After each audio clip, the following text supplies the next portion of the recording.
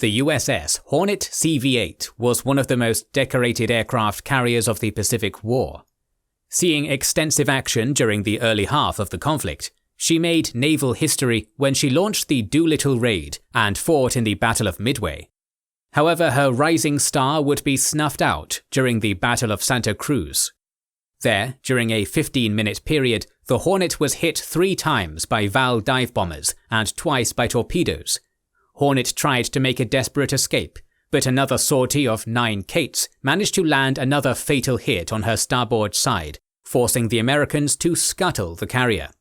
It was a terrible loss for the American Navy, but not the end of the USS Hornet, for after its sinking, a new Hornet, the CV-12, would be built and surpass its predecessor as one of the most decorated warships of the Second World War. In this video, we will showcase the USS Hornet CV-12. But we also can't completely steal the spotlight from other historic vessels, as this video is sponsored by World of Warships Legends, who are now running an End of World War I celebration sale on some authentic ships to use in-game.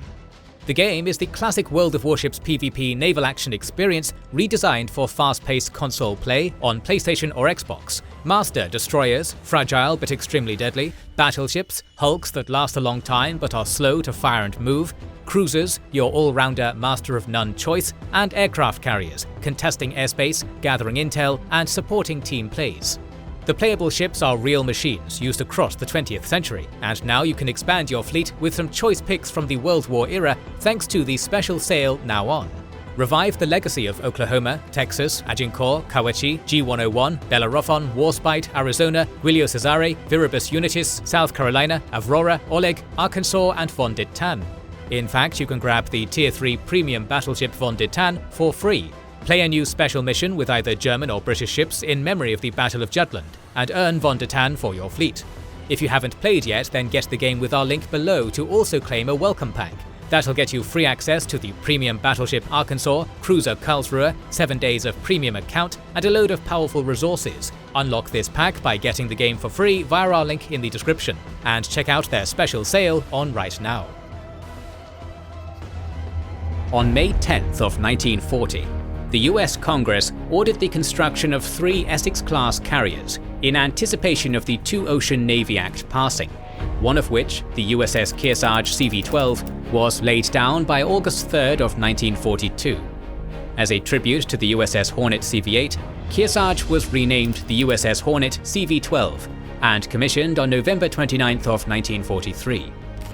Unlike her predecessors, built to conform to the restrictions set forth by the Washington Naval Treaty, the Essex-class carriers were larger, allowing them to carry more aircraft and contain more armor and more armaments.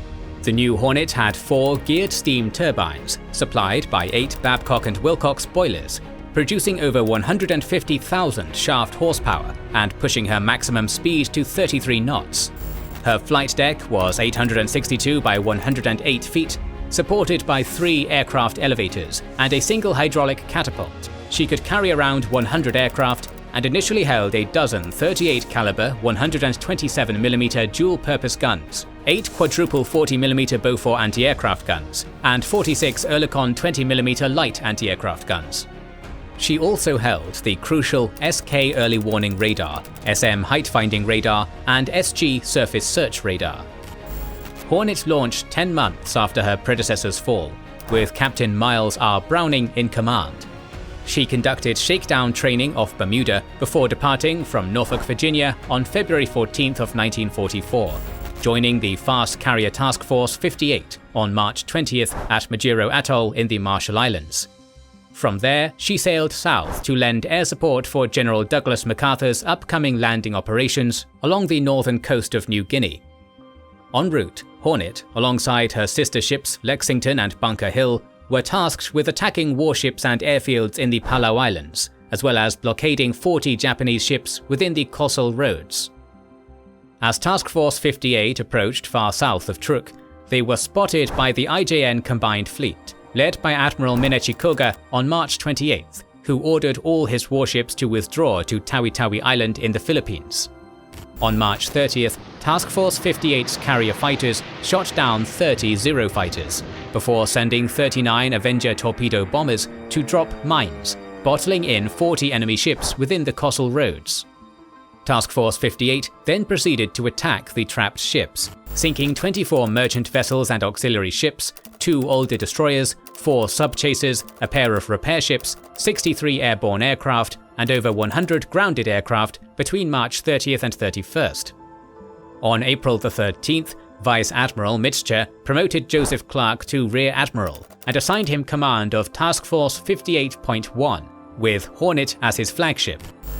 During this time, General Douglas MacArthur convinced Admiral Chester Nimitz to lend him carrier support for the offensive landings at Hollandia and at Tappé. The landings were supported by a naval bombardment by Task Force 74 under British Rear Admiral Victor Crutchley and Task Force 75 under Rear Admiral Russell Berkey, supported by 12 carriers of Task Force 58 under Vice Admiral Mark Mitscher. Task Force 58.1 was charged with hitting the Sami, Sawa and Wakte airfields in the western part of New Guinea, while the other task forces supported the amphibious landings at Hollandia. To that end, Hornet and the light carriers Belleau Wood, Cowpens and Bataan launched fighter attacks on Wakte and Sami, and Santa Fe, Mobile and Biloxi, while 5 destroyers shelled targets by night. Raids would continue each day from April 22nd to the 24th, which met with little aerial resistance, though Hornet fighters would shoot down 2 Bettys searching for the American carriers. Hornet's bombers destroyed at least 33 aircraft during the operation. Afterwards, Task Force 58 withdrew to Seadler Harbour on Manus Island by April 25th, before departing to hit shore facilities at Truk. Meanwhile, the Japanese were in the process of repairing and rebuilding installations on Truk after their devastating losses during Operation Hailstone.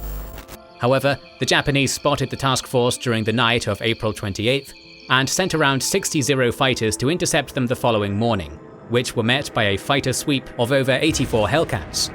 The Americans destroyed 59 enemy aircraft in aerial combat and an additional 34 on the ground of Truk at the cost of 36 aircraft. After taking the Marshall Islands, the American war planners decided the next step was the Marianas, and Saipan in particular. Taking the islands would allow their B-29s to be within bombing range of Tokyo.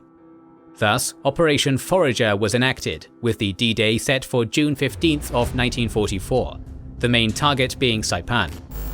Operation Forager saw Task Force 58.1 exchange the Cowpens for Hornet's sister, the USS Yorktown CV-10, joining an armada of over 600 ships to execute landings on Saipan, Tinian, Peleliu and Anggwa. Task Force 58 departed Majuro on June 6th and began airstrikes on the southern Marianas by June 12th. En route, Hornet's night fighters shot down some Japanese reconnaissance aircraft on the night of June 10th. Then, over Guam, Task Force 58 discovered 30 Zero fighters during a sweep and annihilated them all, with 16 Hellcat pilots from Hornet claiming 23 of the kills.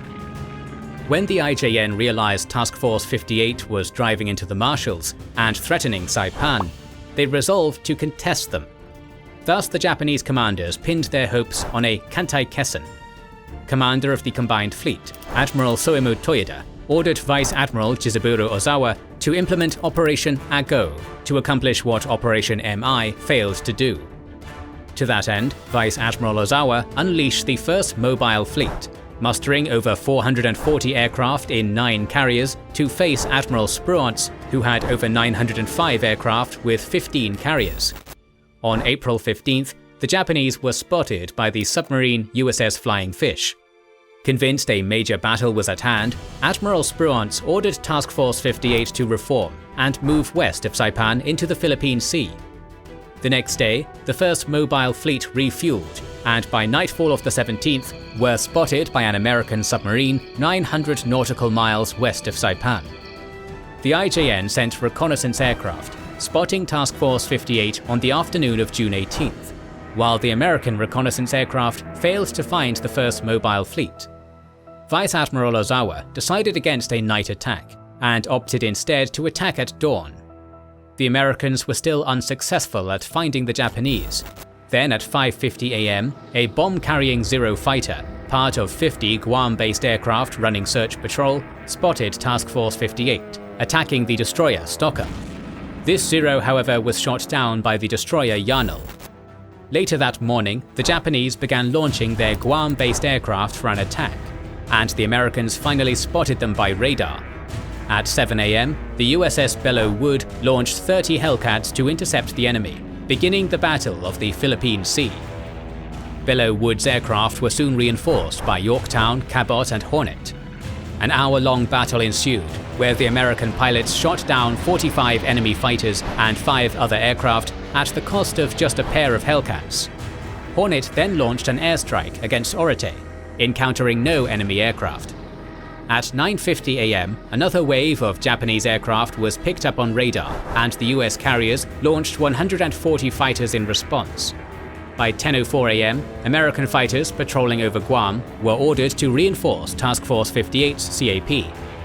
40 out of 57 Zeros were shot down, but one managed to land a 250-kilogram bomb hit on South Dakota, causing minor damage, killing 50 of her crew, while another Zero crash-dived into the side of Indiana.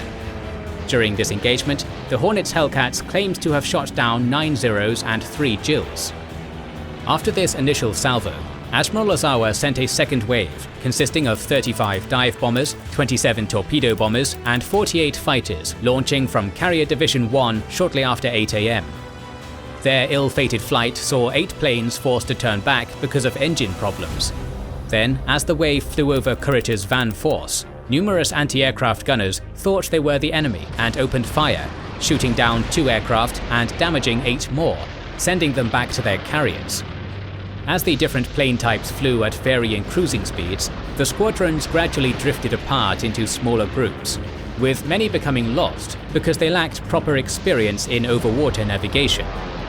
By 11:07 AM, American radar picked up the second wave, and as the first enemy planes approached, a dozen Hellcats, led by Commander David McCampbell, engaged them, creating possibly the greatest slaughter in the history of combat aviation. Within 15 minutes, around 60 Japanese aircraft were shot down. However, some planes managed to get through, and 4 torpedo bombers made their runs at Enterprise and Princeton before falling to anti-aircraft fire. Of these, 1 torpedo exploded in the wake of Enterprise, while the other 3 missed. All in all, 97 of 107 aircraft were destroyed, though the USS Hornet did not participate in the destruction of the second wave. While launching the last of his second wave, Ozawa's flagship, the Taiho, was attacked by an American submarine, the Albacore, firing 6 torpedoes at her. Warrant Officer Sekio Kometsu, piloting one of the planes that had just launched, caught sight of an incoming torpedo and, reacting with extraordinary dexterity and valor, banked his aircraft directly into its path. The aircraft, pilot and torpedo exploded. 4 torpedoes missed astern, but the 6th struck Taiho's hull near her aviation gasoline tanks, ultimately dooming the ship to sink by 4:28 PM, taking 1,650 men with her. Albacore's sister, Kavala, had also been stalking the Japanese fleet, and would fire 6 torpedoes at the Shokaku, earning 3 hits and sinking the carrier by 2:10 PM. Ozawa moved his flag to Zuikaku, while Taiho and Shokaku's repair crews battled for their lives. Ozawa decided to commit almost everything he had on hand for a third strike: 30 fighters, 46 Zero fighter bombers, and 6 torpedo bombers. He had no idea at this point his first 2 waves had been obliterated in air combat without seriously damaging the American ships. Had he known their horrible results, perhaps he would have hesitated. To further problematize the Japanese battle order, the third wave was given erroneous locations for the American ships, resulting in a large number of them diverting off course to the north and having to course correct to approach the American fleet from the northwest. Task Force 58.1 detected them at 12:56, and 17 Hellcats from Yorktown and Hornet intercepted them. Of the 47 aircraft, many were driven away by intense anti-aircraft fire, or downed in a 9-minute aerial melee. In this scrum, Yorktown's pilots claimed to have shot down 6 Zeros and 1 Jill, while Hornet's pilots claimed to have downed 9 aircraft at the cost of 1 Hellcat being damaged. Another group of enemy aircraft was picked up on radar just after 2 PM. and outbound search planes skirmished with them until the Hellcats made their way into the fray. As in the earlier waves, a few enemy planes got past the Hellcats, trying to make runs at the heart of Task Force 58, but were incinerated by anti-aircraft fire. Other elements of the last wave took a southern heading, but failed to find the Americans, so they flew towards the airfields on Guam and Rota. However, they were tracked by radar, and Hornet sent 41 Hellcats to intercept them, alongside her sisters Essex, Enterprise and Cowpens. The Hellcats shot down 40 out of a total of 49 aircraft, and 2 of Hornet's pilots managed to shoot down 5 Japanese aircraft as they attempted to land. Throughout the day, as the American air groups made their reports to Mitscher, the number of claimed kills seemed to be extreme exaggerations. Yet, even accounting for the usual exaggerations and double counting, it was evident that Task Force 58 had scored an overwhelming and unexpected victory. Of the 373 aircraft launched by Ozawa, only 130 would return intact. 50 more Japanese aircraft would be destroyed attempting to take off from Guam and Rota. In contrast, the Americans only lost 25 Hellcats, achieving a kill ratio of 11-1. Aboard the USS Lexington, a euphoric pilot remarked, "Hell, this is like an old-time turkey shoot." The remark was repeated until the name stuck, and to this day, historians know the first day of the Battle of the Philippine Sea as the Marianas Turkey Shoot. The Battle of the Philippine Sea would rage on, claiming 3 Japanese fleet carriers, 2 oilers, 550 aircraft, and 2,987 Japanese crewmen. Meanwhile, the Americans would lose 123 aircraft, with 1 battleship damaged and only 109 deaths. For the Japanese, the loss of trained pilots was an irreplaceable blow to a navy that was already being overwhelmed by the American Pacific Fleet. More videos on Pacific War weapon systems are on the way, so make sure to subscribe and press the bell button to see the next video in the series. Please consider liking, commenting and sharing, it helps us immensely. Our videos would be impossible to produce without our kind patrons and YouTube channel members, whose ranks you can join via the links down in the description to know our schedule, get early access to our videos, access our Discord, and much more. This is the Kings and Generals channel, and we will catch you on the next one.